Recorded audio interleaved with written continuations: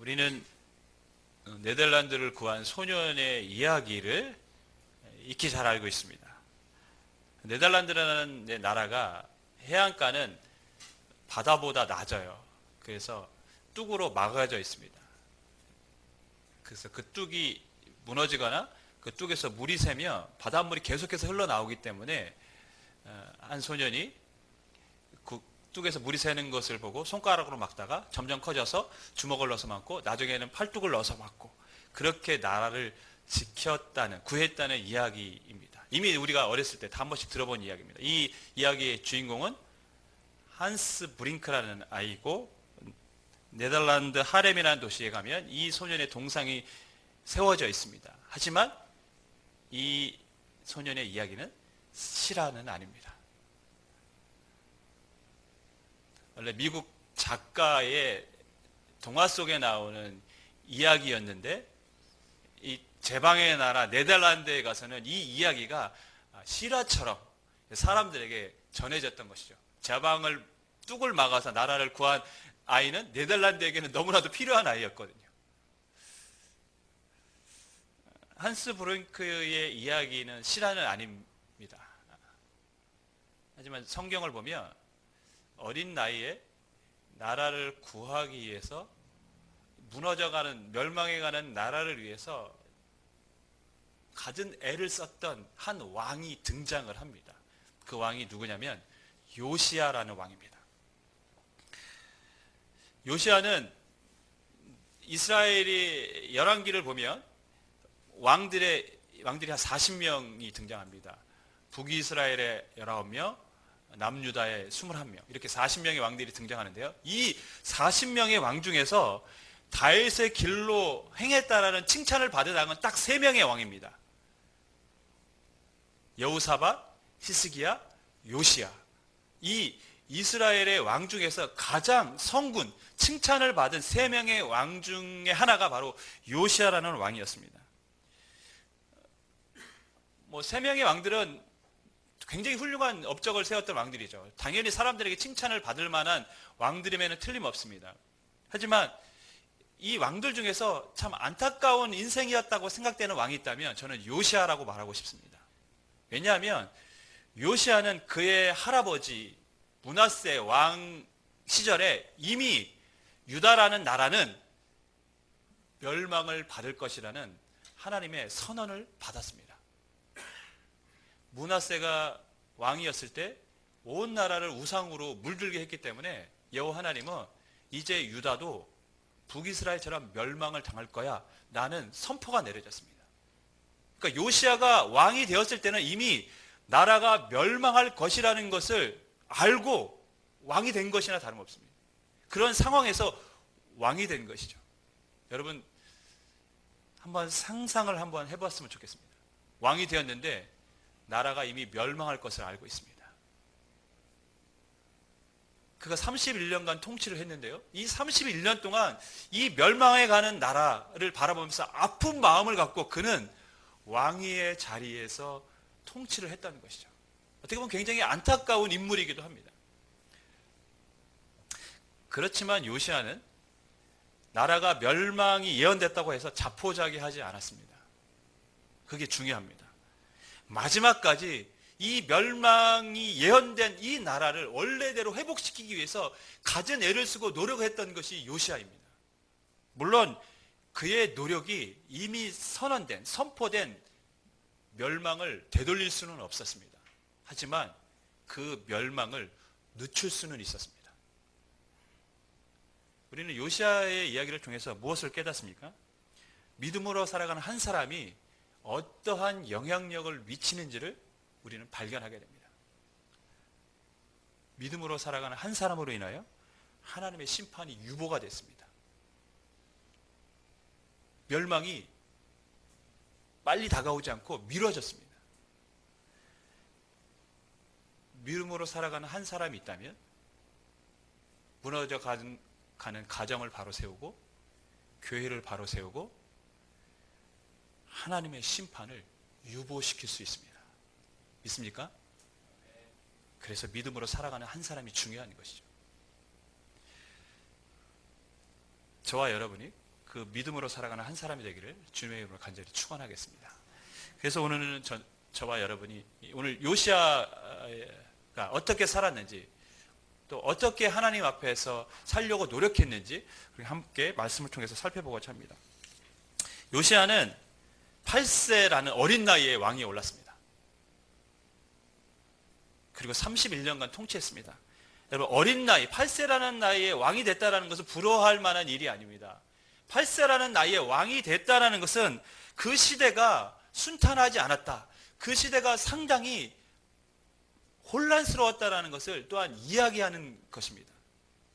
당시의 국제적인 정세는 아수르라는 강대국이 이미 가나안 땅에 영향력을 행사했습니다. 그래서 북이스라엘을 멸망시킨 상황입니다.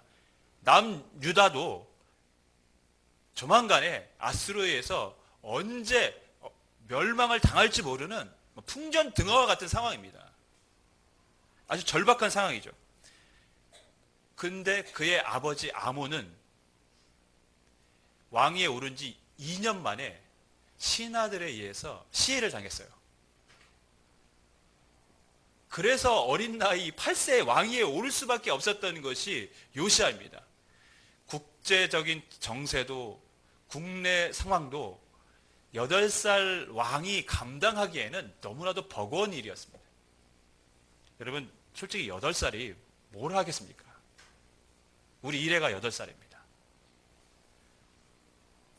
만으로 따지면 우리 은유가 8살입니다. 걔네들이 뭘 하겠습니까? 자신들이 본 용변도 아직 스스로 처리하지 못하는 그런 아이들입니다. 그 8살짜리 왕이 무너져가는 나라를 위해서 뭘 할 수 있겠습니까? 실은 할 수 있는 게 없어요. 국제적인 정세, 국내 상황, 8살짜리 아이가 감당하기에는 너무 버거운 일이죠. 그런데 더 큰 문제는 뭐냐? 실은 나라가 흔들릴 때마다 그 나라를 지탱해 줬던 게 뭐냐? 그것은 신앙이었습니다. 근데 그 신앙도 무너져 버렸어요. 아까 말씀드린 그의 할아버지 므낫세는 정말 오랫동안 통치를 했어요. 55년간 왕위에 올랐습니다. 그 중에 무려 49년을 어떻게 보냈냐면요, 여호와의 성전을 다 훼손시키고 더럽히고 온 나라에 우상을 섬기도록 했습니다. 여호와에 대한 신앙이 나라에서 사라져 버렸습니다. 근데 그 이후로 하나님 앞에 징계를 받았어요. 아수르의 포로로 끌려갔습니다. 근데 놀라운 것은 거기서 이 므낫세 왕이 회개를 합니다. 아, 내가 잘못했구나라는 걸 깨닫습니다. 그때 하나님이 다시 므낫세를 이스라엘로 돌아오게 하셨어요. 그리고 6년 동안 다시 왕위에 오를 수 있게 그를 세워주셨습니다. 여러분, 놀라운 사실 아닙니까? 무려 49년을 하나님 없는 나라로 만든 왕입니다. 그런데 그 왕이 회개했는데 하나님이 그 회개를 들어주셨습니다. 실수하지 않는 인생이 없습니다. 우리의 삶에 실수하지 않는 사람 없습니다. 이 땅을 완전 무결하게 살아가는 사람 아무도 없습니다. 하나님은 우리가 연약하고 실수가 많고 죄가 있다라는 거 이미 알고 계십니다. 하나님이 우리에게 원하시는 것은 완전 무결한 삶이 아닙니다. 왜? 그렇게 살 수도 없기 때문이죠. 하나님이 우리에게 원하시는 것은 회개하는 것입니다. 비록 실수했을지라도, 죄를 저질렀을지라도 회개하면 하나님이 그 회개를 받아주십니다. 므낫세도 받아주셨습니다. 심지어 북이스라엘의 가장 악한 왕이었던 아합도 회개했을 때 하나님이 그 회개를 받아주셨습니다. 그 말의 의미는 무엇입니까? 어떤 죄가 있다고 할지라도 회개한다면 하나님은 진정으로 회개하는 그 사람의 회개를 받아주신다는 뜻입니다. 할렐루야. 하나님은 우리에게 완전한 것을 원하시는 것이 아니라 우리가 비록 실수했을지라도 주께 나와 회개하고 주님을 붙잡기를 원하시는 분이신 줄 믿습니다. 므낫세가 회개한 그 6년의 유다라는 나라는 새로운 나라가 됐어요. 다시 여호와를 섬기는 나라가 됐습니다. 그런데 그의 아버지 그러니까 므낫세의 아들 요시아의 아버지죠. 아몬이 왕이 오른 뒤에 또 바뀌어 버렸어요. 아몬은 회개한 므낫세를 본받은 것이 아니라 회개하기 전에 므낫세를 본받았습니다. 그래서 다시 온 나라를 우상으로 물들게 만들었어요. 신앙이 지금 어떻습니까? 여호와에 대한 신앙은 잠시뿐이고 또다시 온 천지가 우상을 섬기는 나라로 바뀌어버렸던 것이죠. 사람은 참 신기합니다. 뭐가 신기합니까? 좋은 것을 본받는 게 아니라 이상하게 안 좋은 것을 본받으려고 합니다. 우리 아이들도 보면요, 좋은 것보다는 안 좋은 것을 본받으려고 해요. 제가 이렇게 누워서 있는 자세가 별로 좋지 않아요. 근데 어느 날 보면 깜짝 놀랍니다. 똑같이 누워 있습니다, 저랑. 목 디스크 걸릴 것처럼 누워 있어요. 그래서 제가 그 아이들 보면서 순간 깜짝깜짝 놀랄 때 있어요. 내가 이렇게 누워 있으면 안 되겠다. 아이들이 나 따라 하는구나. 좋은 거는 안 따라해요. 꼭 나쁜 건 따라합니다. 사람의 본성이 그렇습니다. 여러분, 요시아가 8세의 왕이 올랐지만 국내 상황, 종교적으로 어떻게 감당할 수 없는 그런 어려운 상황이었음을 우리는 말씀을 통해서 알 수 있습니다. 근데 오늘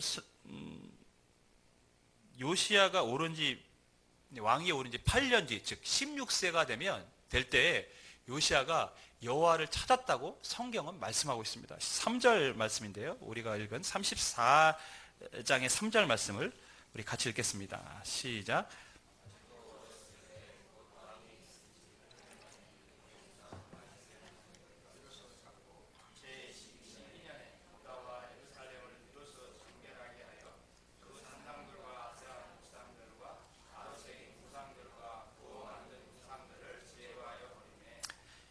요시아가 왕위에 오른 지 8년이 지난 뒤에 여호와를 찾았다고 기록을 하고 있습니다. 그리고 여호와를 찾았고 그가 오른 지 12년, 즉 20세 되던 해에 우상으로 물든 나라를 개혁하기 시작했다라고 기록합니다. 온 나라를 다시 여호와에 대한 신앙으로 바꾼 것이, 우상을 제거하고 무너진 성전을 바로 세우려고 노력을 했습니다. 그의 아버지가 우상에 전념했던 사람이었음을 아까도 말씀드렸습니다. 그렇다면 요시아는 어렸을 때에 그의 가문은 우상을 섬기는 가문이었음을 우리가 짐작할 수 있습니다. 그런데 왕위에 오른 지 8년 뒤에 그는 달라졌습니다. 도대체 왕위에 오른 그 이후의 8년은 요시아에게 어떤 일이 일어났을까요?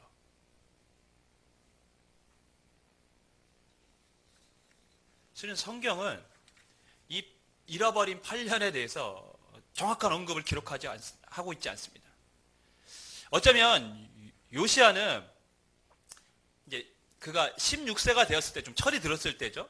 나이가 들어서 생각해 보니까 그의 아버지는 비참하게 죽었어요. 우상 숭배하다가 백성들에 의해서, 신하들에 의해서 살해당했어요. 근데 그의 할아버지 므낫세는 비록 우상을 섬기다가 회개했을 때 돌아와서 마지막 마무리가 좋았던 것을 생각해 보면서 우상을 섬기는 것은 옳지 않은 것이라는 것을 그때 깨달을 수도 있습니다. 또한 요시아 시대에는 예레미야 선지자가 활동했던 시대입니다.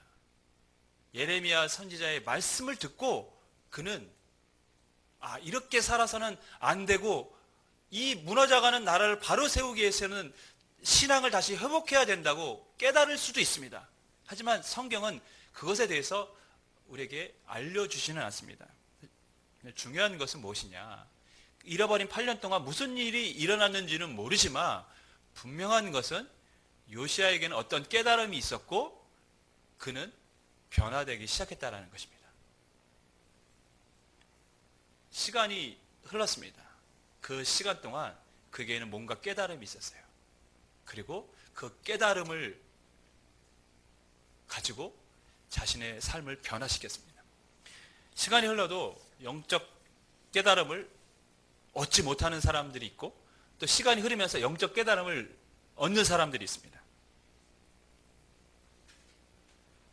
같은 시간, 같은 상황이지만 어떤 사람은 깨달음을 얻고 어떤 사람은 아무런 깨달음이 없어서 똑같은 삶을 살아갑니다.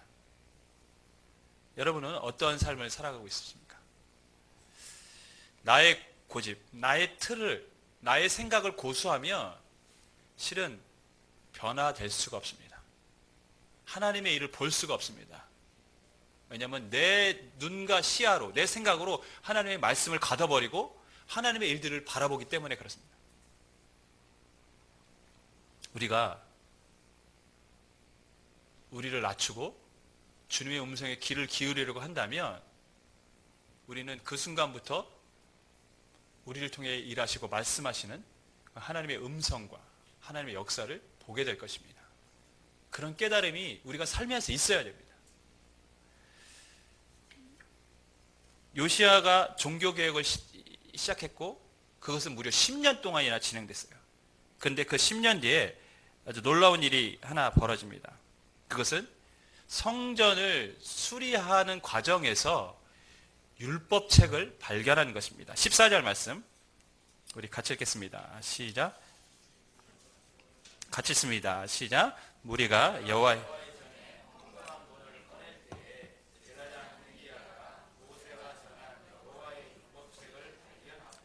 요시야는 이 무너진 성전을 바로 세워야 되는데 그렇게 위해서 수리가 필요했습니다. 그래서 사람들에게 자발적으로 헌금을 하도록 했습니다. 그리고 그 헌금을 다시 회수해서 성전을 수리하는 사람들에게 이제 줘야 되는데 그런 과정에서 뭘 발견했냐면 율법책을 발견했습니다. 여러분, 이 율법책이 어떤 상태였을 것 같습니까? 깨끗하게 잘 보관된 상태였을까요? 아니면 먼지가 가득한 그런 상태였을까요? 당연히 먼지가 가득했겠죠. 왜냐하면 이스라엘 백성들은 지금까지 이 율법책에 관심이 없었습니다. 있는지도 모르고 살아간 거예요. 그러니 그게 깨끗하게 보관될 수 있습니까? 무엇을 의미합니까? 성전에서 발견된 이 율법책은 이스라엘 백성들이 말씀을 방치했다는 것이죠. 말씀에 관심이 없었다는 것입니다. 말씀에 귀를 기울이지 않았다는 것입니다. 근데 실은 이 구약시대 이스라엘 백성들의 모습이 실은 우리들의 모습으로 이렇게 비춰지기도 합니다. 율법책을 이스라엘 백성들이 방치했던 것처럼 오늘날의 그리스도인들은 성경책을 집에 방치하죠. 고이 모셔둡니다. 말씀을 너무 귀하게 생각해서 한쪽 편에 고이 모셔둡니다. 그리고 때가 묻지 않도록 손으로 만지지도 않습니다. 잘 보존해야 되기 때문에. 현대 그리스도인들, 교회를 다니시는 분들 대부분이 오늘날 실은 말씀을 가까이 하지 않습니다. 저는 이게 가장 큰 문제 중에 하나라고 바라봅니다. 제가 금요일 날도 말씀드렸는데 말씀을 읽지 않기로 작정한 사람들이 많아요. 말씀을 읽지 않기로 결단합니다. 안 읽습니다. 말씀이 중요하다는 사실을 다 인정합니다. 그러나 현실은 그렇지 않아요. 실제의 삶은 말씀과 동떨어진 삶을 살아갑니다. 드라마는 정해놓은 시간에 보지만 말씀은 내가 읽기로 정해놓은 시간을 약속하고도 읽지 않습니다. 그게 사람입니다. 그게 오늘날의 그리스도인들의 대부분의 모습입니다. 하나님의 말씀을 뭐 한 겁니까? 방치한 것이죠. 여러분, 지금 이스라엘 백성들이 겪고 있는 이 상황과 멸망이 선포된 상황과 말씀을 방치했던 것은 우연이 아닙니다. 아주 중요한 상관관계가 연관성이 있습니다. 이스라엘 백성들이 하나님의 말씀을 떠났기 때문에 하나님을 온전히 섬기지 않았고 결국 그것은 이스라엘 멸망으로 다가올 수밖에 없었던 것이죠. 하나님의 말씀을 방치한 세대는 영적으로 무너지고 하나님의 심판을 받을 수밖에 없는 세대가 된 것입니다. 오늘날 한국교회의 모습이 그럴 수 있습니다. 교회와 성도들이 하나님의 말씀을 방치하고 살아가면 그만큼 우리는 하나님께 멀어진 것이고 하나님을 하나님으로부터 영적인 그 무엇을 공급받을 수 없고 우리의 신앙은 점점 세속화되고 타락해 가는 것이죠. 그러면 그 결과는 무엇입니까? 이스라엘 백성들처럼 하나님 앞에 심판을 받을 수밖에 없는 것입니다. 요시야 왕은 이 발견된 율법책을 서기관 사반을 통해서 듣게 됩니다. 사반이 율법책을 왕 앞에서 읽습니다. 그러자 요시야가 어떤 행동을 했냐면 자신의 옷을 찢었습니다. 19절 말씀인데요. 우리 같이 읽겠습니다. 19절 시작.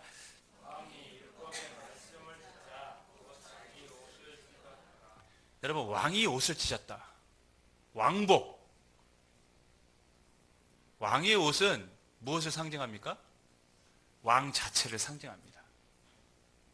왕의 옷은 누구나 입을 수 있는 옷이 아니에요. 왕만 입을 수 있는 옷입니다. 그렇기 때문에 그 왕복에 손을 대는 자는 함부로 손을 대면 어떻습니까? 죽습니다.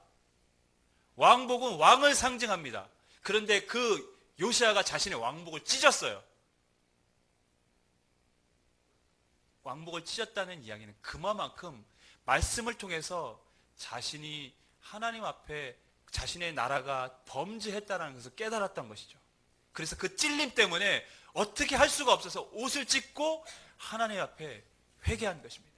옷을 찢었다는 것은 무엇입니까? 그의 마음을 찢고 하나님 앞에 나아갔다는 것입니다.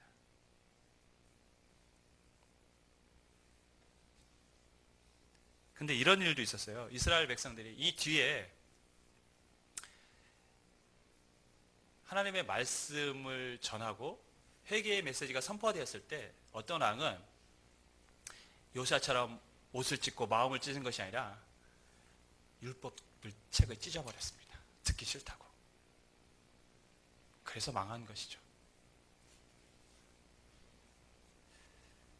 여러분, 요시야는 이 말씀은 나만 들어야 될 말씀이 아니라는 것을 알았어요.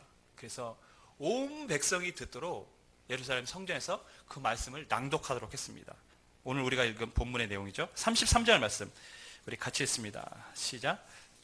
이와 같이 요시야가 이스라엘 자손에게 속한 모든 땅에서 가져간 것들을 다 제거하여 버리고 이스라엘의 모든 사람으로 그들의 하나님 여호와를 섬기게 하였으므로 요시야가 사는 날에 백성이 그들의 조상들의 하나님 여호와께 복종하고 떠나지 아니하였더라. 아멘. 여러분, 말씀이 없던 시대는 하나님을 떠났습니다. 말씀이 들려지자 사람들은 다시 하나님을 찾습니다. 그리고 하나님을 찾기로 결단합니다. 온전히 하나님을 섬기는 그런 영적인 부흥이 그 땅에 다시 일어나기 시작했습니다. 말씀이 있는 것과 없는 것의 차이가 이런 것입니다. 하나님의 말씀을 방치하면 영적으로 무너집니다. 그러나 하나님의 말씀이 들려지기 시작하면 그곳에는 영적 회복, 부흥이 있는 것입니다. 여러분, 말씀이 있는 곳에 부흥이 있고 말씀이 없는 곳에는 부패한 것입니다. 요시야 때만 그런 것이 아닙니다. 성경을 보면 느헤미야 때도 말씀을 읽고 부흥이 일어났습니다. 에스라 때도 말씀을 읽고 부흥이 일어났습니다. 초대교회 때도 사도들의 말씀을 듣고 부흥이 일어났습니다. 종교개혁 때도 하나님의 말씀 때문에 부흥이 일어났습니다. 1907년에 우리나라에 있었던 평양 대부흥 운동도 하나님의 말씀이 선포될 때 그 부흥이 일어나기 시작했습니다. 말씀이 있는 곳에 하나님의 부흥이 있습니다. 할렐루야. 여러분, 근데 여기서 우리가 이 부흥의 의미를 좀 새롭게 해야 될 필요가 있습니다. 부흥이 무엇입니까? 부흥은 숫자가 늘어나는 게 부흥이 아닙니다. 성경은 숫자가 늘어난 걸 부흥이라고 말한 적이 없습니다. 성경에서 말하는 부흥은 영어로 하면 리바이벌, 다시 살아나는 것이죠. 무너진 영성이 회복되는 것입니다. 무너진 신앙이 회복되어, 그게 부흥입니다. 죄악에서 다시 우리가 깨닫고 그리스도의 은혜를 붙잡는 것, 그게 은혜이고 그게 부흥인 것입니다. 숫자가 늘어나는 것은 그렇게 영적인 부흥이 일어났을 때에 그 사람들에게 도전을 받고 사람들이 주께로 돌아왔기 때문에 일어난 한 단면이지 숫자가 늘어난 것을 부흥이라고 말하지 않습니다. 부흥은 우리의 영이 변화되는 것이죠. 저는 늘 그런 부흥을 꿈꿉니다. 개척교회 목사이고 작은 교회 목회를 한다 그러면 사람들이 먼저 생각하는 게 무엇입니까? 숫자. 몇 명 나오세요. 몇 명 나오냐고 물을 때마다 상당히 뭐라 그럴까요? 스트레스는 아니지만 뭔가 내 자신에 대해서 좀 자신감을 잃어버릴 때가 있습니다. 근데 저는 실은 숫자적인 부흥을 꿈꿔본 적은 없습니다. 거짓말이 아니라. 물론 그것이 우리가 하지 말아야 될 일이, 그러니까 다시 말해서 숫자적인 부흥이 필요 없다라는 말은 아닙니다. 우리는 전도의 사명이 있고 그 사명을 이루는 삶을 살아야 됩니다. 그 결과로 숫자적인 부흥이 일어나는 것이지 숫자적인 부흥을 목표로 하지는 않습니다. 제 말 이해했습니까? 저는 늘 어떤 것을 꿈꾸냐면 예배의 부흥을 꿈꿉니다. 예배의 부흥이 일어나길 소망합니다. 많은 사람들이 생각하는 것처럼 저는 뭔가 우리 성도들이 갑자기 많아졌으면 좋겠다. 이거보다 제가 기대하는 것은 우리 예배가 진짜 영적 부흥이 있는 예배가 되었으면 좋겠다. 그게 제 최고의 기도 제목이고 제가 목회를 하는 이유이기도 합니다. 저는 예배 부흥이 있기를 소망합니다. 그것을 꿈꾸고 실은 그것을 위해 기도합니다. 만약에 정말 우리 교회 성도의 숫자가 늘어났다고 하더라도 그런 예배 부흥이 일어나지 않았다면 저는 기뻐하지 않을 것 같습니다. 저에게 가끔 물어보시는 분들이 있어요. 이렇게 어떻게 사역하시냐? 요즘 교회는 어떠냐? 근데 제가 그때마다 항상 드리는 말씀이 있어요. 저는 몇 명이 모이는 것에 크게 중요하게 생각하지 않습니다. 저는 소수의 사람이 모여도 하나님을 온전히 예배할 수 있다라는 것을 알고 있고 그것이 저의 기쁨이기도 합니다. 그렇게 늘 말해줍니다. 여러분, 많다고 하나님이 기뻐하시는 예배를 드립니까? 사람들이 많으면 하나님 기뻐하십니까? 사람들이 적으면 온전한 예배를 드릴 수 없습니까? 그것은 아닙니다. 저는 늘 예배 부흥을 꿈꿉니다. 하나님, 이 예배 가운데 우리의 찬양 가운데 우리의 목소리로 온전히 하나님을 높일 수 있는 진정한 찬양이 올려지게 하여 달라고 기도합니다. 그리고 제가 말씀을 전할 때 이 말씀이 사람의 귀에 좋은 소리가 아니라 하나님이 정말 하시고 싶은 말씀이 전해질 수 있도록 그것을 생각하며 말씀을 전하려고 노력을 하고 있습니다.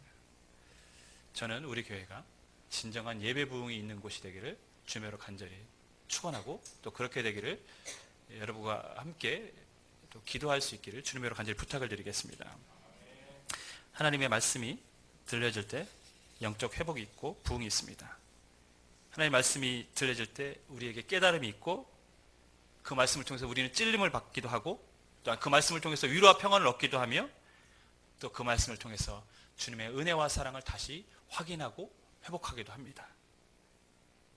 여러분, 예배의 시간에 하나님의 말씀이 온전히 전해지고 찬양이 불려질 수 있도록 저를 위해서 또 여러분을 위해서 기도해 주시기를 주님의 이름으로 부탁을 드리겠습니다. 그렇게 할 때 이 예배는 사람이 많이 모이든 적게 모이든 하나님이 받으실 만한 합당한 예배로 드려질 뿐만 아니라 이 예배 안에 부어주시는 하나님의 은혜, 영적 부흥이 우리 가운데 있을 줄 믿습니다. 그렇게 되기를 주님의 이름으로 간절히 축원하겠습니다. 기도하겠습니다.